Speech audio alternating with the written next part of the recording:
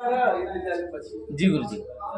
ठीक है, वास्तव में क्या है, क्रिया धातु उभयपदी है।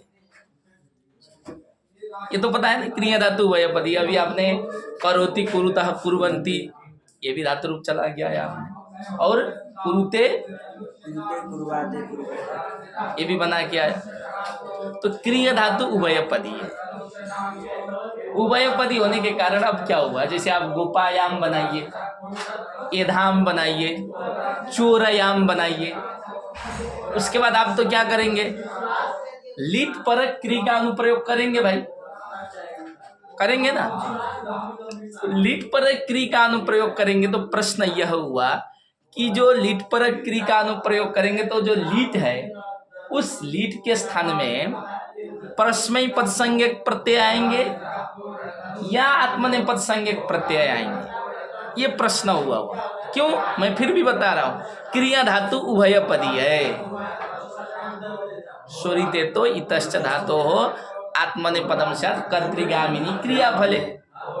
ठीक है, क्रिया का फल कर्ता में जा रहा है कि नहीं जा रहा है, ये अलग प्रसंग है, मतलब वो तो आपके विवक्षा के अधीन है। ठीक है, किंतु उभयपदी तो मानना पड़ेगा ना आपको। उस स्थिति में जो अनुप्रयोग, जो लिट पर क्री का अनुप्रयोग किया, तो लिट के स्थान में क्या परस्मैपद संज्ञक प्रत्यय होंगे या आत्मनेपद संज्ञक प्रत्यय होंगे, ये प्रश्न हुआ।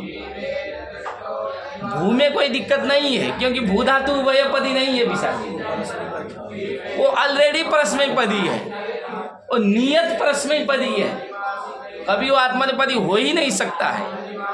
इसलिए भू के लिए कोई नियम नहीं बनाया ग्रंथकार ने। ठीक है, अस धातु, असभुवी धातु, ठीक है, असभुवी धातु भी क्या है, नियत परस्मैपदी है, अस्तिस्तः संति।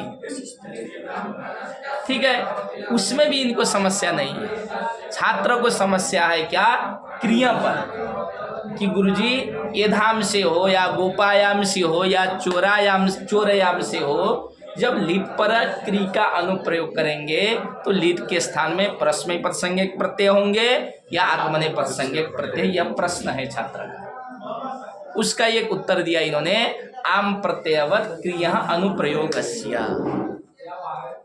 ठीक है, वृत्ति क्या लिखे, तद्गुण संविज्ञान बहुब्री या तद्गुण संविज्ञान बहुब्री, ये सब चीज को छोड़िए, व्याख्या। ठीक है, समझना क्या है कि आम की जो प्रकृति है,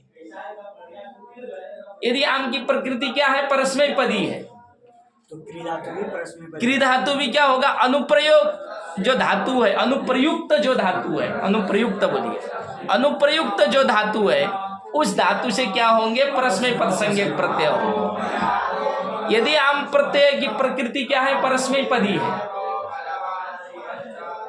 तो अनुप्रयुक्त धातु से क्या होंगे, परस्मैपद संज्ञक प्रत्यय होंगे। यदि आम प्रत्यय की प्रकृति क्या है, आत्मनेपदी है, तो क्या होगा, आत्मनेपदी प्रत्यय, आत्मनेपद संज्ञक प्रत्यय आएंगे। तो यधाम बभू, यधान चक्र में क्या है, आम प्रत्यय की प्रकृति क्या है, आत्मनेपदी है। इसलिए क्री से भी जो लिट लकार आया उसके स्थान में आत्मनेपद संज्ञक प्रत्यय होकर के यधान चक्रे बना। बात समझे, बात क्लियर होनी चाहिए। गोपायन चकार में क्या है कि आम प्रत्यय की प्रकृति क्या है, परस्मैपदी है, इसलिए क्री धातु से जो लिट लकार आया है उसके स्थान में भी क्या हुए, परस्मैपद संज्ञक प्रत्यय हुई है, तो गोपायन चकार रूप बना, गोपायन चक्रे नहीं बना। बात समझे, कोई दिक्कत। अब आइए चोरयाम में। चोरयाम में क्या है, ये दोनों है चूर धातु, उभयपदी है। णिज करेंगे तो आत्मनेपद संज्ञक प्रत्यय होंगे, णिजन्तात् आत्मनेपदम स्यात्। ठीक है, तो चूर धातु क्या है, उभयपदी है। उभयपदी होने के कारण आम प्रत्यय की प्रकृति क्या है, परस्मैपदी भी है, और आम प्रत्यय की प्रकृति क्या है, आत्मनेपदी भी है। इसलिए जो लिट परक क्री का अनुप्रयोग करेंगे तो उस अनुप्रयुक्त क्री धातु से जो लिट लकार है उस लिट लकार के स्थान में क्या होंगे, परस्मैपद संज्ञक प्रत्यय भी होंगे, आत्मनेपद संज्ञक प्रत्यय भी होंगे। इसलिए चोरयान चकार भी बनाया कि नहीं, और चोरयान चक्रे भी बना। बात समझे, यह समझना है आम प्रत्ययवत क्रिया अनुप्रयोगस्य के संबंध में, इससे ज्यादा समझने की जरूरत नहीं। ऐसा करेंगे गोपयान चकार भी आपका क्लियर हो जाएगा, एधान चक्रे भी क्लियर हो जाएगा, और चोरयान चकार चोरयान चक्रे यह भी क्लियर हो जाएगा।